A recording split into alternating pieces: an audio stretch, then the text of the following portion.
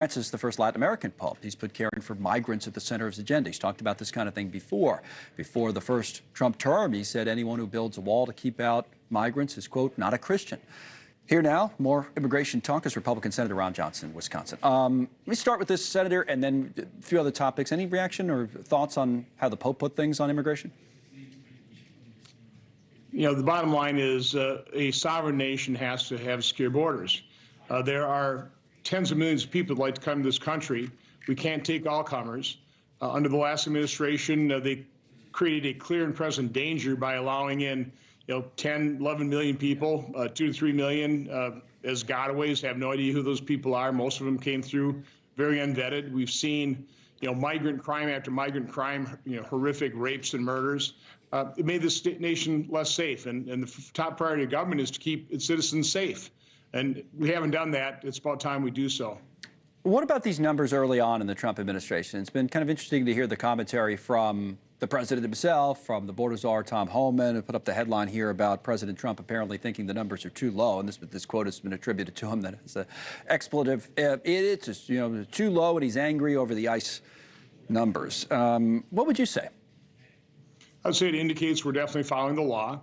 There aren't mass roundups. We're actually going after people that have removal orders, people who have committed crimes. Those are the people that are first being, targeted. I hate to use the word targeted, but that's basically what's happening is you focus on those individuals first to take off the dangerous people to our society. So it's hard work. It would have been a lot easier if we would have just secured the border and not let millions of people in, leaving this big mess on our hands. That there was a House study. There's other independent group studies says it's costing all levels of government somewhere between $150 to $160 billion a year to take care of the immigrants that the Biden administration opened our borders to let in. So this is a massive cost on America. This is a clear and present danger to our country, and President Trump and Tom Homan and Secretary of Homeland Security are trying to deal with it. Here's what Homan said earlier, and I want to see what you think their next move should be. Here's the border czar. I'm not.